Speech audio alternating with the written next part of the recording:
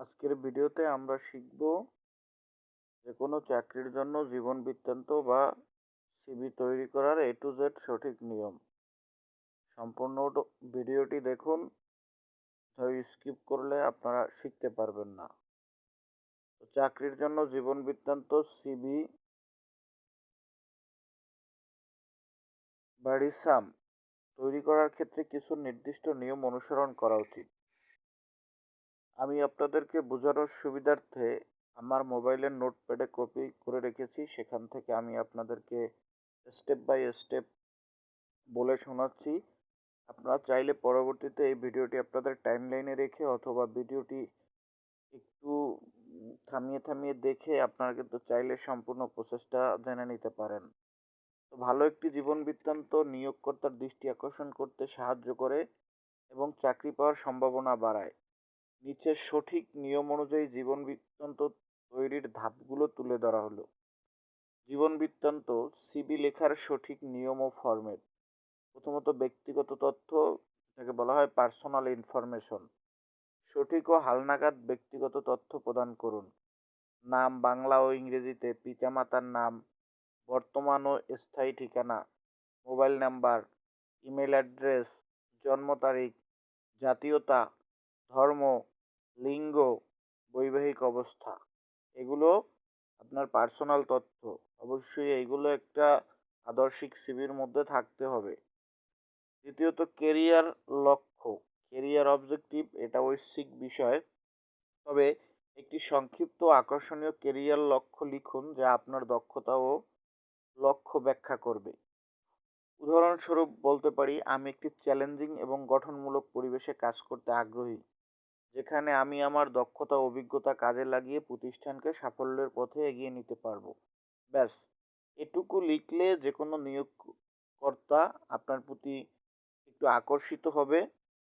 তো তৃতীয়ত শিক্ষাগত যোগ্যতা, এডুকেশনাল কোয়ালিফিকেশন।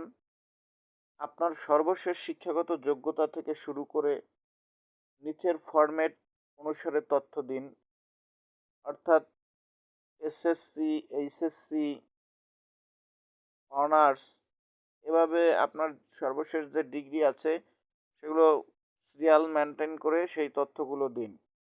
চতুর্থত কর্ম অভিজ্ঞতা, ওয়ার্ক এক্সপিরিয়েন্স যদি থাকে, যদি আপনার পূর্বে কাজের অভিজ্ঞতা থাকে তবে নিচের ফরম্যাটে, অর্থাৎ প্রথমে পদবি, আপনার পদবি, যেই পদে আপনি কাজ করেছেন, প্রতিষ্ঠানের নাম দিবেন, কর্মকাল কবে থেকে কবে পর্যন্ত করেছেন, দায়িত্বসমূহ, যে কয়টি দায়িত্ব পালন করেছেন সেইভাবে দিবেন। 5 নম্বরে রয়েছে পেশাগত দক্ষতা, প্রফেশনাল স্কিল। আপনার দক্ষতা সংক্ষেপে উল্লেখ করুন। কম্পিউটার স্কিল যদি থাকে তাহলে MS office, Photoshop, web design সহ যেইগুলো থাকে আপনি সেইগুলো এখানে দিবেন। ভাষাগত দক্ষতা, বাংলা চমৎকার, ইংরেজি ভালো। এভাবে আপনি যে যে ভাষায় দক্ষ সেই ভাষাগুলো দিয়ে দিবেন। অনন্য দক্ষতা যেমন কন্টেন্ট রাইটিং, ব্লগিং, এসইও, অর্থাৎ আপনার যদি, এগুলো আমি জাস্ট আপনাদের বোঝানোর সুবিধার্থে দিয়ে রেখেছি। আপনাদের যে ধরনের স্কিল থাকবে, যে ধরনের আপনি দক্ষ, আপনি সেগুলো দিয়ে রাখবেন। প্রশিক্ষণ ও সার্টিফিকেট, ট্রেনিং অ্যান্ড সার্টিফিকেশন যদি থাকে, যদি আপনি কোনো প্রশিক্ষণ নিয়ে থাকেন তবে তা উল্লেখ করুন। কোর্সের নাম দিন, প্রতিষ্ঠানের নাম লিখুন, অর্জিত দক্ষতা কী কী শিখেছেন তাও ব্যাখ্যা করুন। পুরস্কার ও অর্জন, অ্যাওয়ার্ড অ্যান্ড অ্যাচিভমেন্ট যদি থাকে, আপনার বিশেষ অর্জন বা পুরস্কারের তথ্য যোগ করুন। এরপরে রেফারেন্স, আপনার পূর্বের শিক্ষকদের বা বসের নাম ও যোগাযোগের তথ্য দিন। রেফারেন্স ব্যক্তির নাম দিন, তার পেশাগত পদবি দিন, যে প্রতিষ্ঠানে কর্মরত সে প্রতিষ্ঠানের নাম দিন, তার সাথে যোগাযোগ করার জন্য মোবাইল নাম্বার বা ইমেল নাম্বার দিন। তো সবশেষে ভালো জীবন বৃত্তান্ত তৈরির কিছু টিপস সংক্ষিপ্ত প্রাসঙ্গিক রাখুন। 1 থেকে 2 পৃষ্ঠার মধ্যে রাখার চেষ্টা করবেন। পেশাদার ফরম্যাট অনুসরণ করবেন। সুসংগঠিত ও পরিষ্কার ডিজাইন করবেন। বানান ও ব্যাকরণ সঠিক রাখতে হবে। ভুল তথ্য বা বানান পরিহার করুন। সত্য তথ্য প্রদান করুন, ভুল বা অতিরঞ্জিত তথ্য দেওয়া যাবে না। সঠিক ইমেইল ও ফোন নম্বর দিন যেন সহজেই যোগাযোগ করা যায়।